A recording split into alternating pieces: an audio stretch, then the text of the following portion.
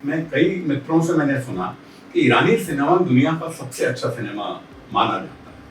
हमारी नई पीढ़ी जितनी दुनिया छोटी होती गई और वेल कनेक्टेड होती गई, उतना इससे प्रोटेस्ट कंटेंट निकलता चला गया। खाने के लाले पड़ रहे हैं, घर पे बमबारी हो रही है, लेकिन उसमें भी वो फिल्में बना रहे हैं।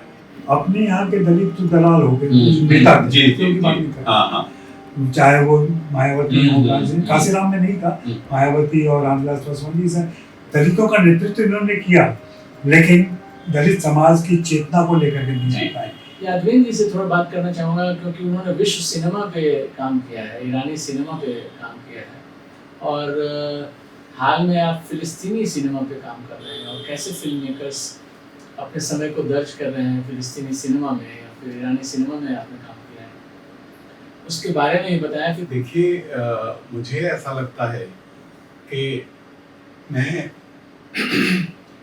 सिनेमा को और कल्चरल एक्टिविटीज की तरह, क्योंकि मैं लिटरेचर में मेरा शौक है, तो लिटरेचर के साथ साथ जब मैं आगे बढ़ता हूँ तो सिनेमा एक स्वाभाविक अगला कदम होता है, या सिनेमा से लिटरेचर की तरफ। तो मैंने जब ये देखा, और खास तौर पे भारत की बात करते हुए, जैसे अजय जी से भी बात अजय जी कह रहे थे कि हम जो बदलता हुआ समाज है इसको दर्ज करने का एक बड़ा माध्यम है, और पायल कपाड़िया की जैसे फिल्म की हम लोग बात कर रहे हैं, उसने बदलते हुए समाज को एक तरह से परिभाषित किया है अपनी दृष्टि से। इस क्रम में मेरी रुचि, क्योंकि हम लोग मैं जिस बैकग्राउंड से निकल के आया हूँ, हम लोग स्टूडेंट फेडरेशन ऑफ इंडिया और उस तरह की एक्टिविटीज से निकल के आए हैं, और हमारा जो निर्माण हुआ है पूरी दुनिया के जो प्रोटेस्ट मूवमेंट के साथ अलाइन होके हुआ है।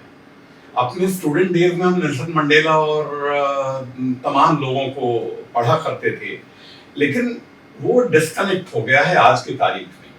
हमारी नई पीढ़ी जितनी दुनिया छोटी होती गई और वेल कनेक्टेड होती गई, उतना इससे प्रोटेस्ट कंटेंट निकलता चला। क्यों? मुझे अजय जी ये ऐसा लगता है। तो इस जिज्ञासा ने मुझे धीरे धीरे, मैं कई मित्रों से मैंने सुना कि ईरानी सिनेमा दुनिया का सबसे अच्छा सिनेमा माना जाता है। तो मैं ईरानी सिनेमा की तरफ गया, कुछ फिल्में मैंने देखी, और जब मैंने फिल्में देखी तो मैंने दो ऐसी फिल्में देखी बड़े फिल्म मेकर्स की, जो वहाँ की एक फिल्म, वहाँ की फरोगजाद जो एक कवित्री थी, फिल्म मेकर भी थी, उनकी एक कविता पे पूरी फिल्म अब्बास कियारोस्तामी ने बनाई।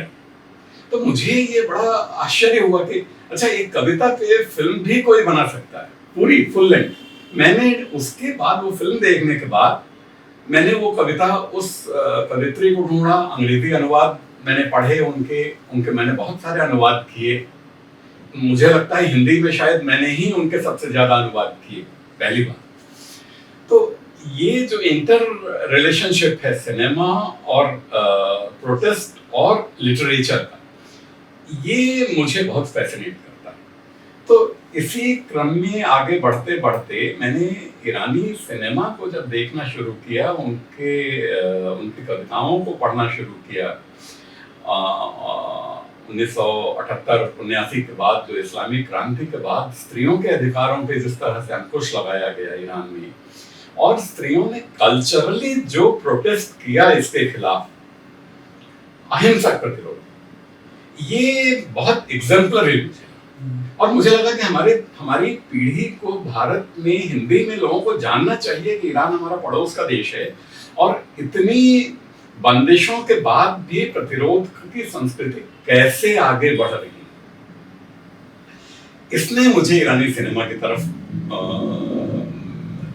देखने को प्रवृत्त किया। मैंने ईरानी सिनेमा, मैं ये नहीं कहता कि मैं उससे कोई विशेषज्ञ हूँ, मैंने ढूंढ के जो फिल्में मुझे मिल पाई मैंने देखी, और मुझे लगा उनमें से कई फिल्मों को देखने के बाद मैंने नोट्स बनाए।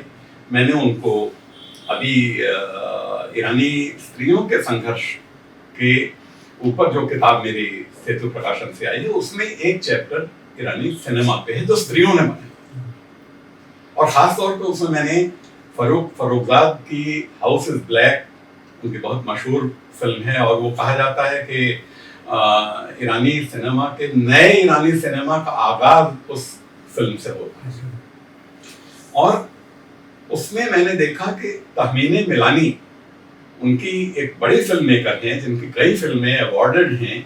उनकी एक फिल्म है टू विमेन।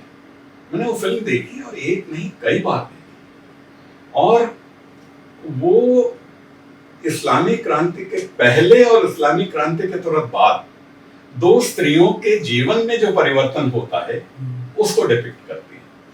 वो फिल्म जब बनी उसकी बड़ी प्रशंसा हुई, लेकिन उसकी कीमत तहमीने मिलानी को इस तरीके से चुकानी पड़ी कि उन्हें मृत्युदंड दिया गया।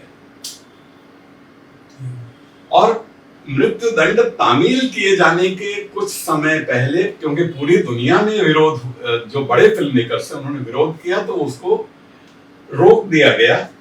वो दंड आज भी कायम है, लेकिन वो रुका हुआ फैसला, किसी भी समय वो फिर से चालू हो सकता है। उसके बाद भी उन्होंने फिल्म बनाई। तो मुझे लगा कि ये उदाहरण हमारे समाज में क्यों नहीं है। प्रतिरोध के इतने बड़े एग्जाम्पल्स हमारे सामने हैं और सकारात्मक उदाहरण हमारे सामने। तो मुझे लगा कि इस बारे में बात करनी चाहिए, हिंदी के पाठकों के साथ साझा करना चाहिए। मेरी अपनी सीमाएं हैं, क्योंकि मैं फारसी नहीं जानता, इसलिए मैं अंग्रेजी पर निर्भर हूँ। लेकिन अंग्रेजी के माध्यम से भी जो चीजें निकल के आई, और मैंने वो जो सिनेमा वाला काम किया उसके मुझे हिंदी के अच्छे लोगों ने, अच्छे लेखकों, विद्वानों, इंटेलेक्चुअल्स ने उसको पसंद किया। इस सिलसिले में जैसे मैं कहूँ कि जब मैं फिलिस्तीनी सिनेमा की बात मैंने अभी की, मैं उस पर एक किताब पर काम कर रहा हूँ, फिलिस्तीनी कविताओं के अनुवाद मैंने की, वो संकलन जनवरी में है। तो एक जिज्ञासा मेरे मन में ये हुई कि एक ऐसा डिस्टर्ब समाज जो लगातार 75 साल से विस्थापन झेल रहा है, इस घर से उस घर, उस घर से उस घर, शरणार्थी कैंपों में रह रहा है, क्या सिनेमा भी बनाता है? तो मैं जब उनकी कुछ फिल्में जो मुझे मिल पाई, मैंने एक दो फिल्में बहुत पहले देखी थी, और अब जब मैंने देखी शॉर्ट फिल्म्स उनकी, तो मुझे लगा कि अद्भुत फिल्में बनाई हैं उन्होंने अपने सीमित संसाधनों, और उनके पास ना तो जगह है, ना फाइनेंस है, खाने के लाले पड़ रहे हैं, घर पे बमबारी हो रही है, लेकिन उसमें भी वो फिल्में बना रहे हैं। एक फिल्म के बारे में मैं खास तौर पर बताना चाहूँगा। एक फिल्म है द की, उसका जो निर्देशक है राकन मयाफी, शॉर्ट फिल्म, हमें लगता है 30-35 मिनट की, 40 मिनट की फिल्म। वो फिल्म एक लेखक जो फिलिस्तीनी लेखक है उसकी एक कहानी है द की, इसी नाम से, अरबी में लिखी, अंग्रेजी में आई, उस पर उसने वो फिल्म बनाई। उस फिल्म को जब मैंने देखा तो मैं दंग रह गया, मतलब हिल गया अंदर से। उन परिस्थितियों में आप पूरे फिलिस्तीन और इजराइल के संदर्भों को लेते हुए देखें कि जो उनकी जगह थी वहां से लोगों को हटा दिया गया, दूसरे लोग आ गए, काबिज हो गए, उनके घरों में दूसरे लोग रहने लगे। ये फिल्म जो है की चाबी, उनके अपने कल्चरल जो प्रोटेस्ट आइकन्स हैं या इमेजेस हैं, उनमें चाबी एक महत्वपूर्ण उसकी भूमिका है। अब भी लोग पीढ़ी दर पीढ़ी अपने गले में चाबी लगा के रखते हैं, और जब अपने अगले की पीढ़ी को देते हैं कि ये तुम्हारे उस घर की चाबी है जहां से तुम्हें भगा दिया गया। तो उस प्रतीक को एक ऐसे घर की कहानी है जहां एक अमेरिकी परिवार आके रहता है फिलिस्तीन में, और उस परिवार में पति पत्नी और 6-7 साल की बच्ची।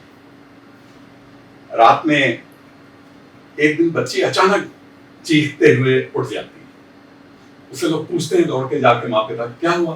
तो उसने कहा कि मैं सोई थी और देखिए दरवाजे में जो चाबी वाली जगह है वहां कोई चाबी डाल के वो घुमा रहा था, मतलब कोई अंदर आना चाहता है।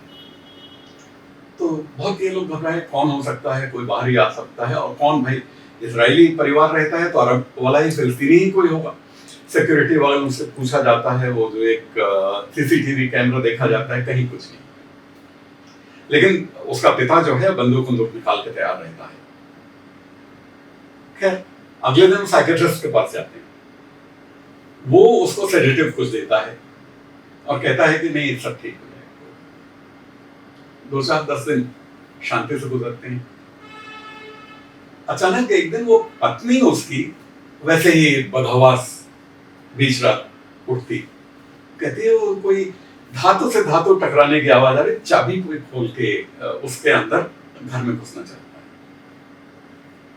तो ये तुरंत बंदूक निकाल के दनादन गोलियां दागना शुरू करता है कि जो भी होगा वो मर जाएगा। पुलिस बुला ली जाती है, पुलिस वाले भी आते हैं, सारी चीजें खंगाली जाती है, कहीं कोई नहीं। कहते हैं कि कोई नहीं। पूरी सोसाइटी में ये देखा जाता है कि कोई भी फिलिस्तीनी तो नहीं रहता। मालूम होता है कि नहीं, कुछ आते हैं जो काम करते हैं नौकर चाकर की तरह, वो काम करके चले जाते हैं। इस घर में भी एक फिलिस्तीनी औरत आती है, लेकिन वो चली जाती है। तो लेकिन बड़ा सवाल हो गया।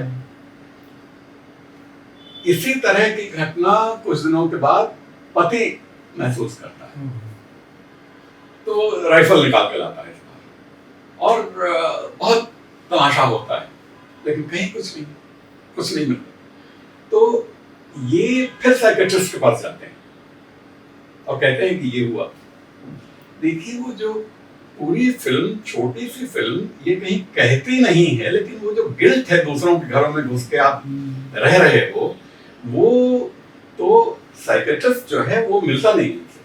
लेकिन रात में उसको मालूम हो जाता है कि ये क्यों आए, उसी तरह की समस्या लेके आए। रात में वो भी यही, जब अपने घर में रहता है, अकेला रहता है, उसको लगता है कोई दरवाजा खोल रहा है और वो बंदूक तान के और फिर गहरी नींद सो जाता है, ये कहते हुए अब तो मैं सो रहा हूं, देखता हूं कौन। तो ये जो फिल्म है इतनी विचलित करने वाली फिल्म है और अपने समय को परिभाषित करने वाले, अपने समाज को।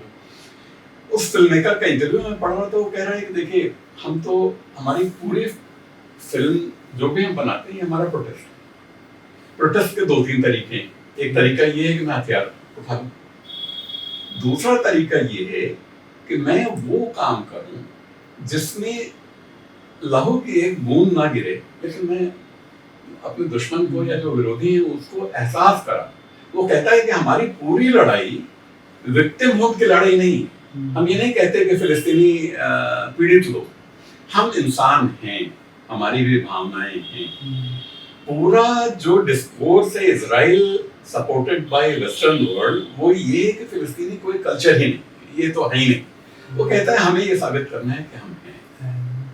तो इस पूरे, जैसे पायल कपाड़िया हो या कोई भी, जो कुछ भी हम इसको देखें, तो हम हैं, और हम अपने होने को यदि दर्द नहीं करेंगे तो क्या होगा?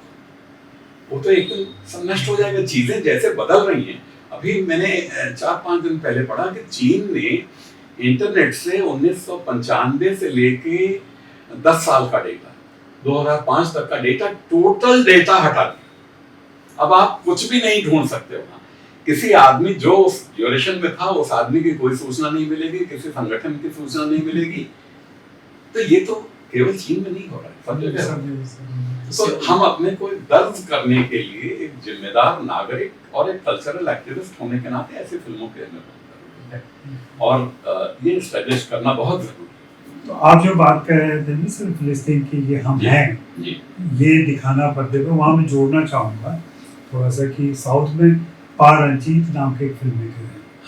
कभी मौका मिले तो उनकी फिल्में खोज के देखिए। दलित समाज से आते हैं वो, नीलम, उनकी कंपनी का नाम नीलम है, और दलितों को लेकर के फिल्में बनाते हैं। तो हमारे यहाँ समांतर सिनेमा में भी दलित आए हैं, लेकिन वहाँ वे वंचित हैं, शोषित हैं, पीड़ित हैं, तमाम चीज़ें दिखाई जाती हैं। पार रंजीत ने क्या किया है कि दलितों को लिया है, लेकिन उनको विक्टिम के तौर पर नहीं दिखाया। उनको दिखाया कि हम हैं तुम्हारे समाज में, हमारा ये हक है, हम लेके रहेंगे, हम कर रहे हैं। तो वो जो मेन स्ट्रीम है उसमें घुसने की कोशिश में लगे हुए हैं, और किसी दया भाव नहीं चाहते, वो अपने पूरे वजूद के साथ और अपनी जगह बनाते हैं। तो उनकी फिल्में ऐसी आई हैं, और उन्होंने पॉपुलर फॉर्म में काला जैसी फिल्म की, उन्होंने रजनीकांत को काला उनकी फिल्म है। और दूसरी ऐसी, मुझे याद है एक मुक्केबाज की कहानी उन्होंने लिखी है, कैसे उस मुक्केबाज को दलित होने की वजह से छोड़ा जाता है, लेकिन बाद में वो मुक्केबाज अपने पूरे वजूद के साथ, अपनी आइडेंटिटी के साथ आता है और उस कंपटीशन में जीतता है। मुक्केबाज की कहानी। अच्छा। ऐसे ही और सारी फिल्में, महाश्वेता देवी का जो नॉवेल है इनके ऊपर, जंगल के दावेदार, उस पर भी वो फिल्म बना है। अच्छा। तो इस ढंग के मेकर है। साउथ में क्या हुआ, अपने यहाँ के दलित तो दलाल हो गए, नेता थे, जी, तो उनकी बात नहीं कर रहा। हाँ। चाहे वो मायावती हो, काशीराम में नहीं था, मायावती और रामविलास पासवान जी से दलितों का नेतृत्व इन्होंने किया, लेकिन दलित समाज की चेतना को लेकर के नहीं आ पाए। साउथ में दलित आंदोलन बहुत ही स्ट्रॉन्ग रहा, महाराष्ट्र में बहुत ही स्ट्रॉन्ग रहा। सैराट जैसी फिल्म बनती है, लेकिन जब वो रीमेक होती है हिंदी में तो वो फिर वही भ्रष्ट हो जाती है। तो ये सारा सब चक्कर चलता रहा है।